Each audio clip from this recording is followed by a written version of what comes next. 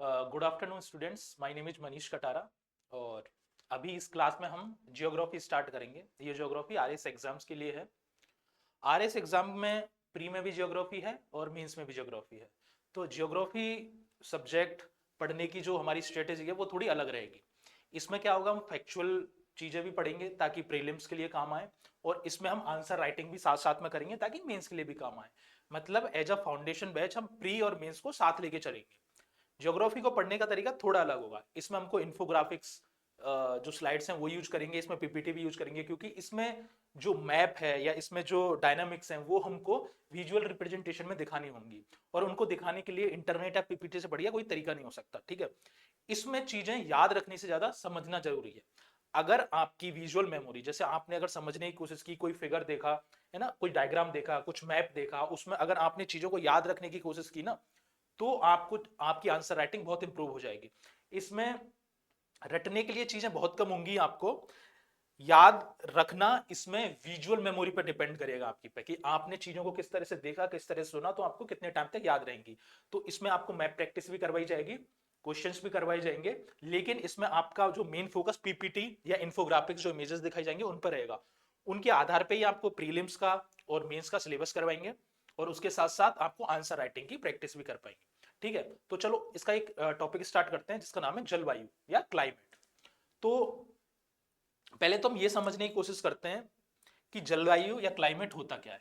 ठीक है, और ये होता क्या है इससे भी ज्यादा इंपॉर्टेंट है, जैसे आपने ये टर्म सुने होंगे, मैं कह रहा हूं जलवायु। ठीक है, एक वर्ड होता है जलवायु, एक वर्ड होता है मौसम।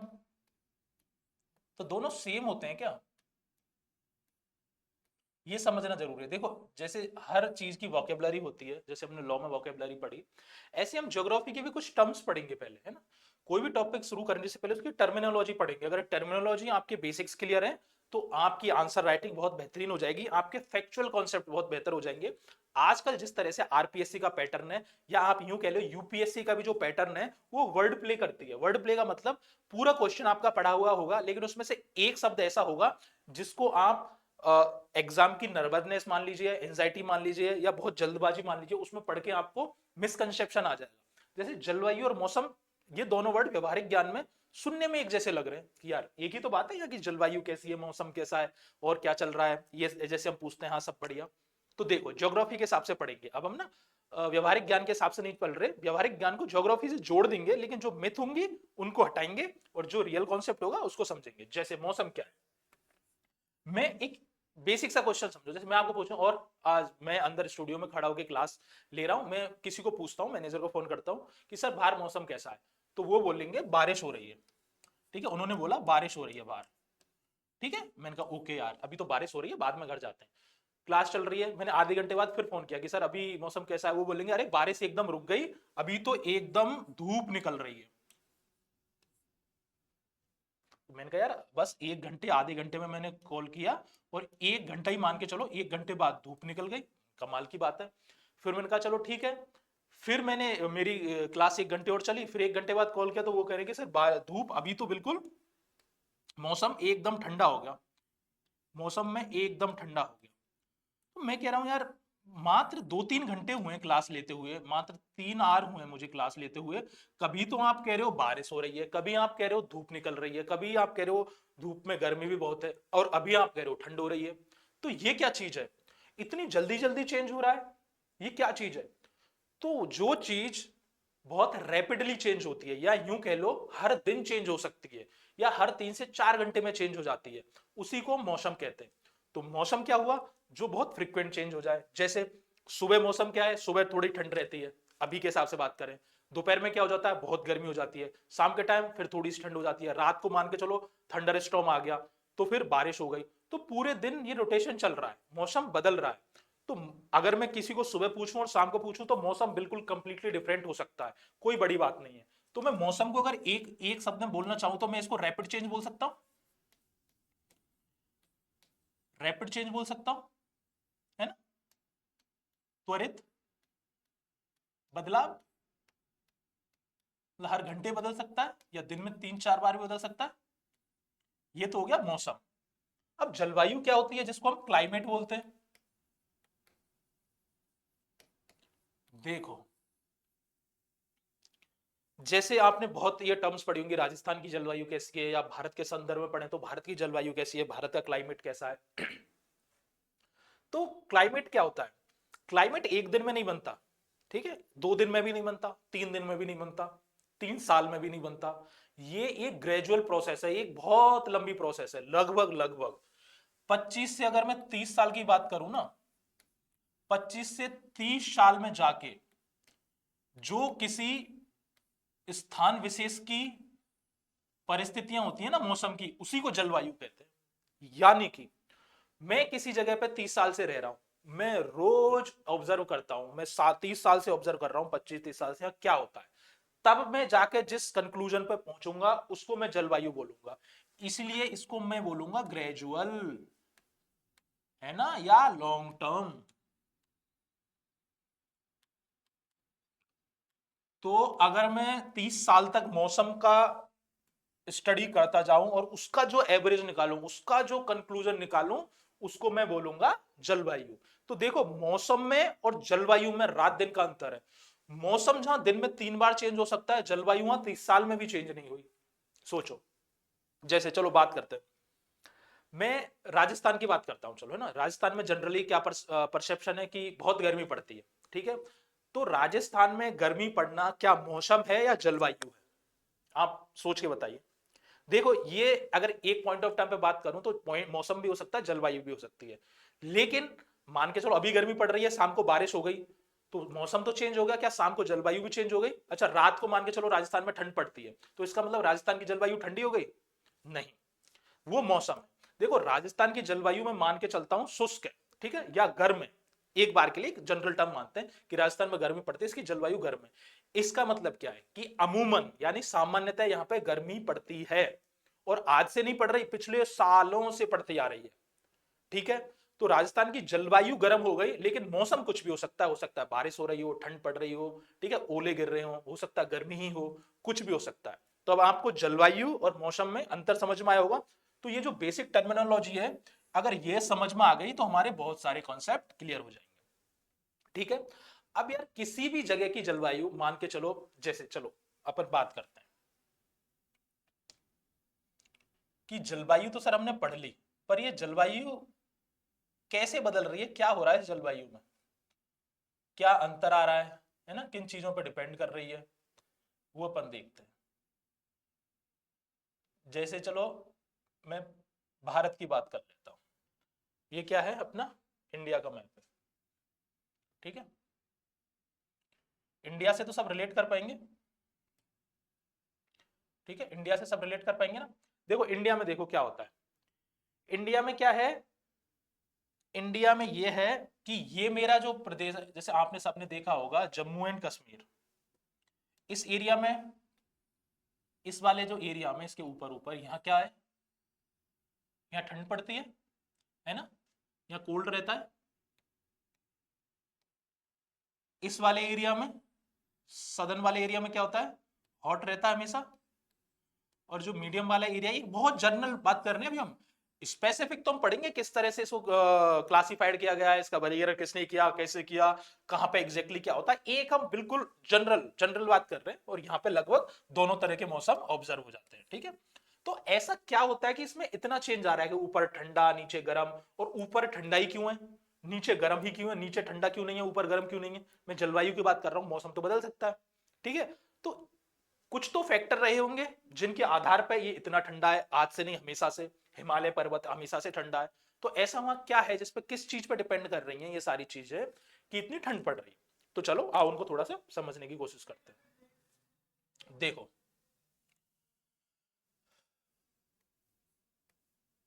जो क्लाइमेट है, इसको जो अफेक्ट कर रहे हैं ना, वो कुछ फैक्टर्स हैं जो इसको अफेक्ट करेंगे क्लाइमेट को, ठीक है।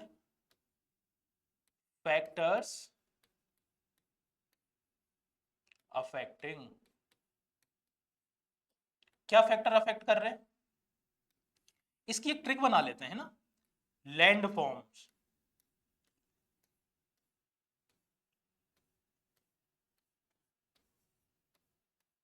ये हमने ट्रिक से याद कर लिया। ट्रिक का मतलब ये नहीं होता कि हर चीज का शॉर्टकट हो, ट्रिक का बस मतलब ये होता है कि किसी भी चीज को याद रखने के लिए, लंबे टाइम तक याद रखने के लिए इसके न्यूमोनिक्स बना लिए, यही ट्रिक है। ट्रिक का मतलब कोई जादू मंत्र नहीं होता, ट्रिक का मतलब सिर्फ एक न्यूमोनिक्स है।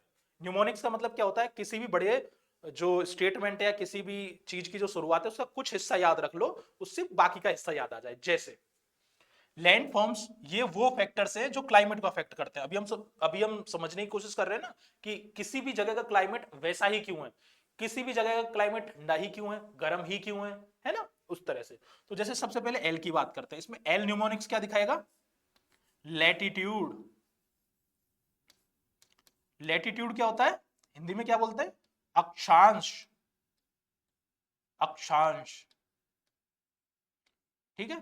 तो सबसे पहले हम किसकी बात करेंगे, ऐसे सबके नाम है।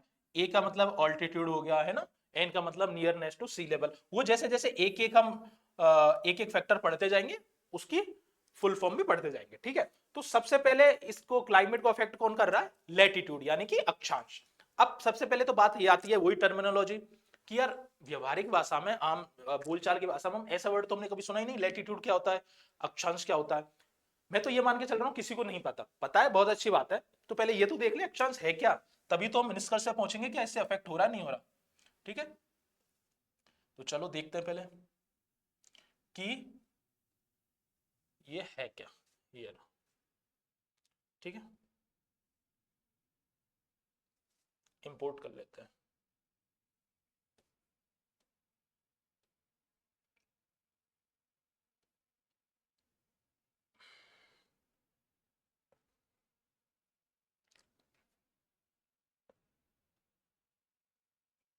ये देखो, अगर मैं, ये मेरी अर्थ का डायग्राम है, ठीक है, ये मेरी अर्थ है, ये क्या है, मेरी अर्थ। इस अर्थ पे मैंने क्या किया, जैसे ये अर्थ है, ठीक है, ये अर्थ है मेरी। अर्थ पे मेरे पास दो तरह के वो हो सकते हैं। अगर मैं अर्थ को समझने के हिसाब से ना, ऐसी कोई रिंग नहीं बनी हुई है अर्थ पे, ठीक है, ये सिर्फ समझने के, ये मेरी अर्थ है। इस पे जो ये सर्कुलर रिंग्स है ना, ये सर्कुलर रिंग्स है। अगर मैं इसका फ्रंट व्यू देखूंगा तो कैसा दिखेगा, मान के चलो ये अर्थ है, फ्रंट व्यू ऐसा दिखेगा, ऐसा ही दिखेगा, ऐसा ही दिखेगा, ठीक है। याद कैसे रखना है, लॉन्गिट्यूड और लैटिट्यूड। लैटिट्यूड देखो, एक याद रखने के तरीके हैं बस, ये ना, लैटिट्यूड मतलब लेटा हुआ, ऐसे याद रख सकते हैं, लेटा हुआ। तो मुझे एक बात बताओ, ये लेटी हुई है ना, एकदम देखो लेटी हुई है सीधी। और लॉन्गिट्यूड मतलब, लॉन्ग मतलब लंबा, जो लंबी है, ये लंबी लंबी लाइन है। तो जो खड़ी हैं उनको लॉन्गिट्यूड, जो लेटी हुई हैं उनको लैटिट्यूड, ठीक है। तो लैटिट्यूड मतलब ये वाली जो लेटी हुई लाइन है, जिनको हम क्या बोलेंगे हिंदी में, अक्षांश। क्या बोलेंगे, अक्षांश, ठीक है। चलो, ये क्या है देखो, सबसे पहले हमने इसको कुछ अपनी मैथमेटिकल प्रॉब्लम्स के हिसाब से मान लो, या ज्यादा अच्छे से समझने के लिए मान लो, हमने इसको कुछ डिग्रीज में डिवाइड कर दिया। डिग्री मतलब एंगल के हिसाब से। जैसे ये मेरे अर्थ का सेंटर है, इसको जो कॉन्स्टेंट लाइन कर रही है ना, दोनों साइड, कॉन्स्टेंट मतलब तो आर पार ही होगी, इसको हम बोलते हैं इक्वेटर। और क्योंकि ये अर्थ के सेंटर से 0 डिग्री बना रही है, इसलिए हम इसको 0 डिग्री लाइन भी बोल देते हैं, इक्वेटर, या इसको हिंदी में बोलेंगे भूमध्य रेखा। भूमध्य रेखा, ठीक है। यानी भू के मध्य, भू मतलब पृथ्वी, मध्य मतलब बीच में से जा रही है, जो पृथ्वी के बीच में से जा रही है उसको भूमध्य रेखा बोल दिया, ठीक है। अब सबसे ज्यादा गर्मी कहां पड़ती है, इसी पे पड़ती है। तो सबसे ज्यादा गर्मी अगर इसी पे पड़ती है, तो सबसे ज्यादा वाष्पीकरण भी यही होता होगा, तो मतलब सबसे ज्यादा बारिश भी यही होती होगी। और सबसे ज्यादा बारिश होगी तो सबसे ज्यादा घने जंगल भी यही मिलते होंगे। तो तुम देख लो, जो भी इक्वेटर के आसपास जगह आती हैं वहां सबसे ज्यादा जंगल, घने जंगल मिलते हैं और बहुत बारिश होती है। जैसे अमेजोन के जंगल, जैसे आपने एनाकोंडा मूवी देखी होगी, उसमें जो जंगल दिखाए वो अमेजोन की जंगल दिखाए, वो कितने घने जंगल थे ना, कितना पानी है, कितनी बायोडाइवर्सिटी है इसके आसपास। अब मान के चलो मैं इससे थोड़ा सा ऊपर होते हुए जाऊं। अब मैं चाह रहा हूं कि मैंने ये ले ली, ठीक है, ये मेरी अर्थ हो गई। मैंने इससे ऊपर उठना स्टार्ट, इसके आसपास तो घने जंगल मिल गए मुझे, ये मिल गए साहब, इससे जैसे जैसे मैं ऊपर जाना स्टार्ट करूंगा, इससे दूर जाना, ऊपर भी नहीं बोलूंगा, दूर, क्योंकि ऊपर भी हो सकता है नीचे भी हो सकता है, ठीक है। ये मान के चलो मेरा नॉर्थ पोल हो गया, ये मेरा हो गया साउथ पोल। तो जैसे जैसे ऊपर जाऊंगा, एक तो मेरी जो टेम्परेचर है, इस पे सबसे ज्यादा टेम्परेचर होता है, सबसे ज्यादा गर्मी पड़ती है 0 डिग्री पे, तो मेरा टेम्परेचर कम होना स्टार्ट होगा, मेरा टेम्परेचर जो है कम होना स्टार्ट होगा, यानी ठंड बढ़ना स्टार्ट होगी। और सबसे ज्यादा ठंड लास्ट में जाके कहां जाएगी, पोल्स पे, और यहां से गर्मी कम होना स्टार्ट होगी और ठंड बढ़ना स्टार्ट होगी, यानी कि टेम्परेचर में कमी आना स्टार्ट होगी। अब आप देखो, जब सबसे ज्यादा जहां बारिश हो रही है वहीं की संपत्ति सबसे ज्यादा विकसित होगी, तो मेरी जो बायोडायवर्सिटी है ना, वो इक्वेटर के आसपास सबसे ज्यादा होगी। ऊपर जाते जाएंगे तो लोगों की संख्या है ना, अलग अलग पशु पक्षियों की संख्या, जिन सबको मैं एक कंबाइंड भाषा में बायोडायवर्सिटी कह सकता हूं। बायो मतलब बायो में सब इंक्लूड होते हैं, पशु पक्षी मानव पेड़ पौधे, डायवर्सिटी मतलब वो किस प्रकार भिन्न भिन्न के। इस जंगल में आप जाओगे, मान चलो अमेजोन जंगल में, अमेजोन जो रेन फॉरेस्ट है ना, वर्षा वन है, उसमें हर तरह के जानवर मिलेंगे। आपको एनाकोंडा भी मिल रहा है, आपको अलग अलग तरह के विषैले जानवर ही मिलेंगे, आपको शाकाहारी जीव भी मिलेंगे, मतलब जितनी भी वैरायटी हो सकती है सबसे ज्यादा इसके आसपास मिलेंगी। ऊपर जाते जाते पशु पक्षी हर तरह के जानवर इंसान भी कम होते हुए नजर आएंगे। और जब आप बिल्कुल टॉप पे पहुंच जाओगे, सिर्फ नॉर्थ पोल पर आपको इतनी ठंड है कि वहां आपको सिर्फ क्या मिलेंगे, पोलर बियर। और नीचे आ जाओगे तो सिर्फ क्या मिलेंगे आपको, पेंगुइन्स। तो यहाँ एक ही तरह के जीव मिल रहे हैं, और जैसे जैसे ऊपर बढ़ोगे तो यहाँ डायवर्सिटी बढ़ती जाएगी। तो इसका मतलब जो हम बात कर रहे थे कि यार जो क्लाइमेट है, यानी जो वातावरण है, वो अक्षांश पर निर्भर करता है, तो बिल्कुल समझ में आ रहा है कि यार इस अक्षांश, जैसे जैसे अक्षांश चेंज हो रहा है ना, जैसे जैसे अक्षांश चेंज हो रहा है तो इसकी बायोडायवर्सिटी भी चेंज हो रही है, बायोडायवर्सिटी चेंज हो रही है तो जलवायु भी चेंज हो रही है। यहाँ तो जलवायु कैसी थी, गर्म था, गर्मी होने की वजह से बहुत बारिश होती थी, बारिश होने की वजह से यहाँ पे बहुत सारे घने जंगल थे। जैसे जैसे ऊपर गए तो मेरा जो टेम्परेचर है वो तो कम होता गया, लेकिन मेरा प्रेशर बढ़ता गया, यानी दाब बढ़ता गया। ऊपर जाने पे दाब क्यों बढ़ेगा, देखो जो गर्म हवा होती है ना, अब जैसे दाब क्यों बढ़ेगा पहले तो ये समझ लो। जो गर्म हवा होती है ना, उसका जो दाब है ना, प्रेशर है, वो कम होता है, इसीलिए गर्म हवा ऊपर की ओर उठती है। और जो ठंडी हवा होती है उसका जो दाब है ना वो ज्यादा होता है, इसलिए वो नीचे की ओर बैठती है, वो ज्यादा भारी होती है। ठीक है। इस तो इसी हिसाब से अगर हम चलें तो ऊपर हम ठंड की ओर जा रहे हैं, मतलब वायु का जो दाब है ना वो बढ़ता जाएगा, लेकिन टेम्परेचर कम होता जाएगा।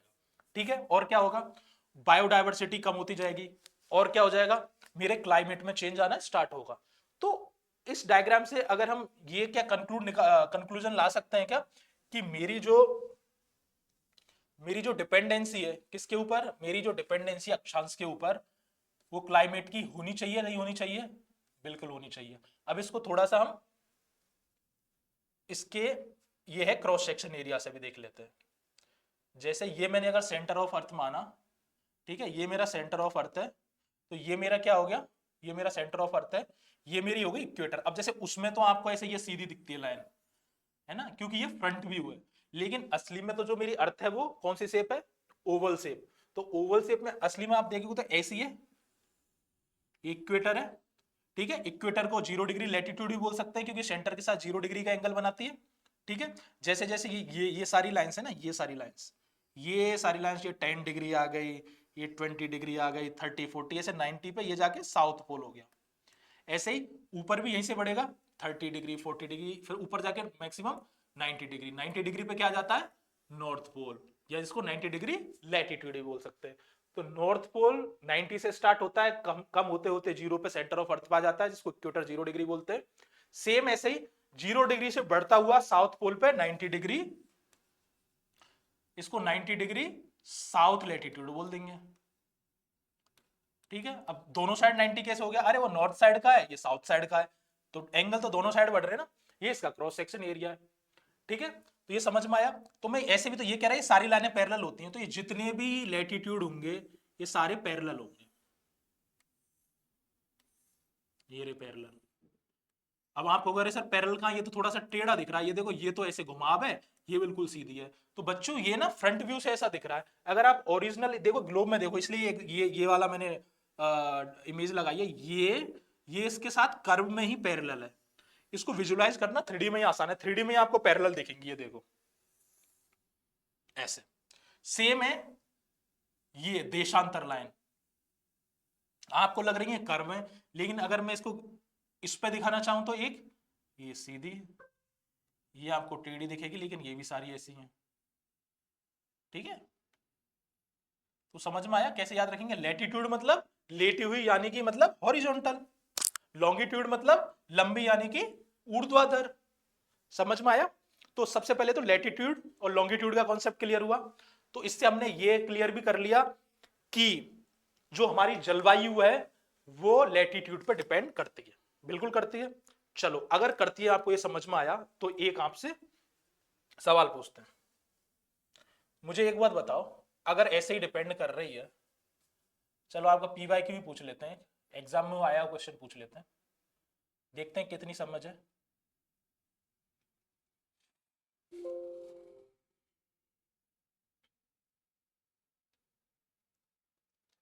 ये मैं इंडिया का मैप ले लेता हूं, ठीक है?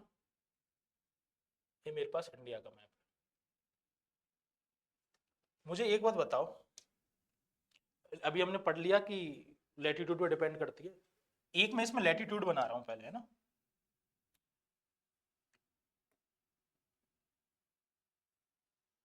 ऐसे बना दिया, मान के चलो, ठीक है? ये लैटिट्यूड है, कोई भी x डिग्री है ना, एक हाइपोथेटिकल मान लो या ओरिजिनल कोई जा रहा है वो मान लो। अब मैं आपसे ये कहना चाह रहा हूं कि सेम ही लैटिट्यूड पे, एक ही अक्षांश पे, एक ही अक्षांश पे, ये मान के चलो मेरे राजस्थान से गुजरना रही, एक बार के हाइपोथेटिकल मान के चलो, राजस्थान से गुजरती है, यहाँ एक व्यक्ति रहता है, एक उत्तर प्रदेश में रहता है, एक ही अक्षांश में सारे, एक या नेपाल वाले हिस्से में रहता है, एक अरुणाचल प्रदेश वाले हिस्से में रहता है। अगर मैंने राजस्थान वाले को पूछूंगा भाई आप कौन से अक्षांश पर रहते हो, वो कह रहा है सर एक्स डिग्री वाले अक्षांश पर रहता हूं। तो मैंने पूछा सर आपकी जलवायु क्या है, उसने कहा सर गर्मी पड़ती है यहाँ। तो मैंने कहा ठीक है सर। फिर मैंने उत्तर प्रदेश वाले भैया से पूछा कि यार आप कौन से अक्षांश पर रहते हो, उसने कहा सर वही एक्स डिग्री वाले पर जिस पर राजस्थान वाले भैया रहते हैं। तो आपकी जलवायु क्या है कि सर गर्मी सर्दी मतलब मिक्स सा रहता है, मतलब नॉर्मल सा टेम्परेचर रहता है, ठीक है। फिर मैंने नेपाल वाले भैया, भूटान वाले भैया, अरुणाचल प्रदेश वाले भैया से पूछा आप कौन से अक्षांश पर रहते हो, तो उन्होंने बोला कि एक्स डिग्री पर रहता हूं। तो इनसे पूछा आपकी जलवायु कैसी है, उन्होंने कहा ठंड पड़ती है। तो अभी अभी तो हमने पढ़ा था कि एक ही अक्षांश पे तो सेम ही होना चाहिए। तो ये कैसे हो रहा है कि एक ही अक्षांश पे यहाँ गर्मी है या ठंड है ना, या नॉर्मल टेम्परेचर है, ऐसा कैसे हो सकता है? ठीक है, कैसे हो सकता है? ये सोचने वाली बात है।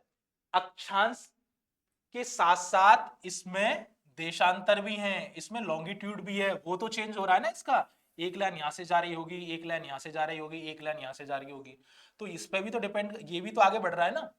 अक्षांश पे ऐसे शिफ्ट हो रहा है, मान के चलो एक ऊपर से जा रहा होता, एक नीचे से जा रहा होता, तो इन सब की डाइवर्सिटी भी अलग अलग होती, ऊपर जाने पे भी चेंज हो रहा है और आगे जाने पे भी चेंज हो रहा है। आया समझ में? ये आपके एग्जाम का क्वेश्चन है, ठीक है? चलो नेक्स्ट देखें, नेक्स्ट किस पर डिपेंड करता है? आ जाओ, पहला हो गया लैटिट्यूड यानी कि अक्षांश। अक्षांश के बाद अपन अभी अपन किसका नंबर लेते हैं? ए। ए का मतलब क्या होता है? एल्टीट्यूड,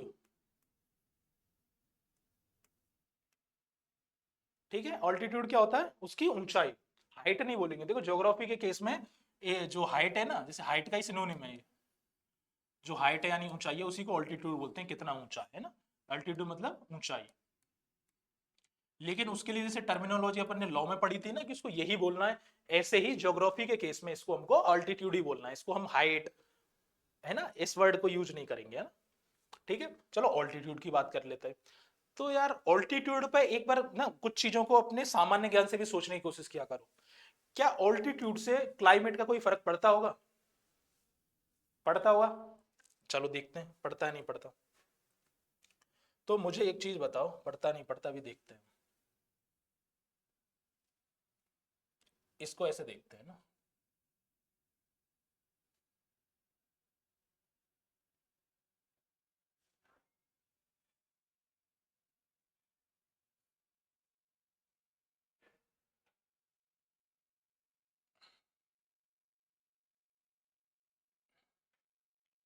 जैसे ये रहे, ठीक है? ये मेरी कुछ, मैंने माउंटेन रेंज की बात करता हूं, है ना? ये देखो, ये हम, ये मैं क्यों दिखा रहा हूं अभी पता चल जाएगा। दुनिया की जो माउंटेन रेंज है वो देखो एंडीज की इतनी हाइट, इतने किलोमीटर है इसकी रेंज, है ना, ये तो रेंज है, लॉन्गेस्ट माउंटेन की रेंज है, ठीक है। एक इनकी, जैसे हम पीक की बात करते हैं, सबसे ऊंची कौन सी है ना, जैसे अपन माउंट एवरेस्ट की बात करें, अपन के टू की बात करें, तो इनकी हाइट होती है ना। तो हाइट से फर्क क्या पड़ रहा है, चलो आप जैसे इसको कॉमन सेंस से सोचते हैं, आपको वेकेशन पे जाना है, तो आप वेकेशन पे कहाँ जाने की कोशिश करोगे, जैसे ये एक मेरा भूतल है, ठीक है, यहां मेरे कुछ माउंटेन्स आ गए, ठीक है, यहां मेरा कोस्टल एरिया आ गया, ये पूरा, ठीक है, ये पूरा मेरा ये था, यहाँ माउंटेन है, इसके चारों ओर ओशियन है ना, इसके चारों ओर ओशियन है, और ये मेरे प्लेन है, ठीक है। अब मान के चलो अभी गर्मी का टाइम है, ये माउंटेन है मेरा, ठीक है, ये माउंटेन से ये कुछ रिवर जा रही है, ये मेरा ओशियन है। अभी आप ऐसे समझो, अभी गर्मी पड़ रही है, और अगर अभी आपको कहीं घूमने जाना हो तो आप कहाँ जाना पसंद करोगे, किसी माउंटेन पे, या मतलब हिल स्टेशन हो गया, या कहीं ऐसे ही प्लेन में, या फिर ओशियन के आसपास यानी कोस्टल एरिया पे, आप सोच के देखो। तो जनरली आपने भी प्रेफर किया होगा, यार गर्मी पड़ रही है, चलो ना इधर नैनीताल घूम के आते हैं, चलो लेह लद्दाख जाके आते हैं, या ऊटी चलते हैं, या किसी हिल स्टेशन पे चलते हैं। तो ऐसा क्या होता है कि हम गर्मियों में यहाँ जाना पसंद करते हैं, जबकि सर्दियों में उल्टा है, सर्दियों में कोई कोई भी लेह लद्दाख नहीं जाना चाहेगा, वहां बहुत बर्फ पड़ती है ना, बहुत ठंड हो जाती है। तो होता क्या है, इस माउंटेन में से क्या खास बात है, माउंटेन में कोई खास बात नहीं है, माउंटेन में सिर्फ ये है, इसको बोलते हैं अल्टीट्यूड, इसकी ऊंचाई। तो इसका क्या कॉन्सेप्ट है कि जैसे जैसे ऊंचाई बढ़ेगी वैसे वैसे टेम्परेचर कम होगा, तो जो टेम्परेचर है वो प्रोपोर्शनल होता है किसके, ऑल्टीट्यूड के। क्या सही बात है ये, बिल्कुल गलत बात है, ये इसके इनवर्सली प्रोपोर्शनल होता है, जितना ऑल्टीट्यूड बढ़ेगा उतना ही टेम्परेचर कम होगा, जितना ऑल्टीट्यूड बढ़ेगा उतना ही टेम्परेचर कम होगा। तो जैसे जैसे मैं माउंटेन के ऊपर जाता जाऊंगा मेरा टेम्परेचर कम होता जाएगा, इसलिए पहाड़ों पे ठंड होती है, इसीलिए हम गर्मियों के समय में हिल स्टेशन पे जाना प्रेफर करते हैं, ठीक है। समझ में आया कि हाइट की वजह से। अच्छा, अब पहले ये देख लो, जो मेरा तीसरा ये है, तीसरा क्या आ गया, एन। एन का मतलब क्या होता है, तीसरी किस चीज पे डिपेंड कर रहा है, मेरे climate, nearness to sea, nearness to sea यानी कि समुद्र से, समुद्र से दूरी। अरे सर इस पे कैसे डिपेंड कर सकता है क्लाइमेट का, समुद्र से क्या लेना देना, बिल्कुल लेना देना है, अभी देखते हैं, अभी अभी जो अपन बात कर रहे थे कि यही वाला ले लो, चलो, है ना, ये कोस्टल एरिया है, ठीक है। चलो कोस्टल एरिया से भी अपन इंपॉर्टेंट भारत की बात कर लें, ये चलो भारत पे आ जाओ, ये भारत है, भारत में कोस्टल एरिया कौन कौन से हैं, ये रहा पूरा कोस्टल एरिया, कोस्टल एरिया जिनके आसपास में पूरा मेरा समुद्र है, यहाँ से स्टार्ट हो गया, बंगाल से स्टार्ट करते हैं अपन, ये पूरा उड़ीसा वाला, चेन्नई, पौंडुचेरी, ये होता हुआ केरला, पणजी, गोवा, मुंबई, और ये गुजरात, ये पूरा मेरा क्या हो गया, कोस्टल एरिया हो गया, ठीक है। अब होता क्या, कोस्टल एरिया का मतलब है कि यहाँ बहुत सारा पानी है, पानी है तो पानी का वाष्पीकरण होगा, वाष्पीकरण होगा तो बारिश होगी, बारिश होगी तो मेरी वायु में नमी आएगी, नमी आएगी तो एक अजीब तरह की गर्मी बनेगी। मान यहां वैसे ही गर्म है, देखो वैसे ही ये वाला हिस्सा गर्म है, वैसे ही ये वाला हिस्सा गर्म है। अब इस गर्मी में भी किस तरह की गर्मी होगी, गर्मी की वजह से ये समुद्र का पानी का वाष्पीकरण हुआ, ये तो प्रक्रिया है, किसी भी द्रव्य का गैस में बदलना वाष्पीकरण कहलाता है, वाष्पीकरण से बादल बने, क्योंकि बहुत मात्रा में वाष्पीकरण हुआ तो तुरंत उसकी बारिश भी हो गई, बारिश भी यहीं तुरंत हो गई, तो इसलिए आपने सुना होगा मुंबई में हमेशा बारिश होती रहती है, कोस्टल एरियाज पे कभी भी बारिश हो जाती है ना, यहाँ बहुत बारिश होती है। लेकिन बारिश होने के साथ साथ दिक्कत ये, इतनी बारिश हुई कि उस बारिश ने उस वायु में नमी पैदा कर दी, अब गर्मी पहले से और नमी आ गई, तो वो ह्यूमिडिटी जिसको बोलते हैं ना, जो ह्यूमिडिटी यानी कि वायु की जो आर्द्रता है, वायु की आर्द्रता बढ़ गई, वायु की आर्द्रता बढ़ गई, इससे आर्द्रता बढ़ गई। अब जैसे ही वायु की आर्द्रता बढ़ जाएगी तो वायु की आर्द्रता बढ़ने से हमको गर्मी और ज्यादा महसूस होगी, जिसको हम बहुत चिपचिपाहट बोलते हैं, ठीक है, ह्यूमिडिटी बोलते हैं जिसको एसी कंट्रोल करता है। जैसे एक बंद कमरा है जिसमें कोई वेंटिलेशन नहीं है, तो वहां जिस तरह की सफोकेशन होता है ना, वहां जिस तरह का आपको एक ह्यूमिडिटी फील होती है उसी तरह की हो जाती है। तो जो जो कोस्टल एरिया ना उन सबके पास यही समस्या। आप जैसे कभी भी मुंबई जाओगे तो आप देखोगे वहां कभी भी बारिश हो जाती है और वहां की गर्मी भी बहुत चिपचिपाहट वाली होती है। आप इधर पौंडीचेरी चले जाओ, गर्मियों में अगर यहाँ जाओगे तो आप रह ही नहीं सकते। लेकिन यहाँ के जो लोग हैं वो आराम से रह जाते हैं। क्यों रह जाते हैं? क्योंकि उन्होंने उस क्लाइमेट को एडप्ट कर लिया है। ठीक है, कैसे एडप्ट कर लिया है कि अब देखो कुदरती इनकी बॉडी में क्या हो जाता है। मान के चलो मैं केरला की बात कर लूं या साउथ इंडिया की बात कर लूं। साउथ इंडिया में पहले से ही गर्मी पड़ती है, कोस्टल एरिया होने की वजह से और भी गर्मी पड़ती है। तो इनकी बॉडी में एक तरह का मेलानिन है ना, एक कारक होता है मेलानिन। मेलानिन डेवलप हो जाता है। मेलानिन क्या करता है? उस गर्मी को सहन करने की क्षमता देता है। ठीक है, इतनी गर्मी सहन करने की क्षमता देता है। तो जब वो सहन करने की क्षमता दे रहा है, कोई एक्स्ट्रा शक्ति दे रहा है, तो उसकी कोई एक्स्ट्रा एक कैरेक्टरिस्टिक भी होगी। तो उसकी कैरेक्टरिस्टिक होती है थोड़ा उसका जो रंग है ना वो उसको डार्क कर देता है। इसके रंग को क्या कर देता है? डार्क। इसलिए थोड़ी सी साउथ इंडिया में जाएंगे तो डार्कर शेड होगी। सेम हम ऐसे अगर ऊपर जाएंगे तो उनको कम धूप का सामना करना पड़ता है, कम गर्मी का सामना करना पड़ता है। तो इनकी बॉडी में जो मेलानिन होता है ना, इनकी बॉडी में मेलानिन वो बहुत कम होता है, जरूरत ही नहीं पड़ती। अगर मेलानिन कम होगा तो इनमें इनका जो रंग है ना वो डार्कर शेड की तरफ नहीं जाएगा। तो इधर ऊपर के लोग आप देखोगे तो थोड़े से उनकी स्किन फेयर होगी। ऊपर वाले लोग जो पहाड़ों पे रहते हैं है ना, या जो ठंडे प्रदेश में रहते हैं, उनकी जो स्किन है वो फेयर होती है। ठीक है, और जो कोस्टल एरियाज या जो हॉट जो क्लाइमेट है वहां पे रहते हैं उनकी स्किन डार्क होती है। किसकी वजह से होती है? मेलानिन की वजह से। इनको धूप सहने की क्षमता मिलती है, इस वजह से उनकी जो स्किन है थोड़ी सी डार्कर हो जाती है। इनको नहीं सहनी पड़ती तो ये इनकी स्किन फेयर हो जाती है। अगर मैं इन दोनों को स्वैप कर दूं, यानी कि केरला वाले बंदे को मैं कश्मीर में ले जाऊं और कश्मीर वाले बंदे को केरला ले आऊं इंस्टेंटली, तो वो सरवाइव नहीं कर पाएंगे। इंस्टेंटली बात कर रहा हूं, क्योंकि इसकी जो बॉडी है वो एडप्ट हो चुकी है इस तरह के क्लाइमेट के लिए। मौसम की बात नहीं कर रहा हूं, मौसम पूरे दिन बदल सकता है, इसकी बॉडी इस क्लाइमेट के लिए एडप्ट हो चुकी है। इसीलिए तुमने देखा होगा फेयर रंग है और अगर थोड़ा सा भी धूप में निकले तो पूरे लाल हो जाएंगे, है ना। इसी इसी तरह से इनको ले जाएंगे तो बहुत ठंड लगेगी।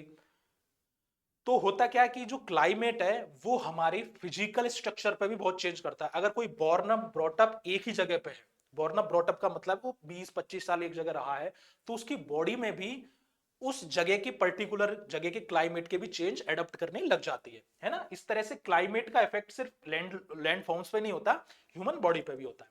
ठीक है, तो बाकी की चीज हम नेक्स्ट क्लास में क्लियर करेंगे। Thank you very much.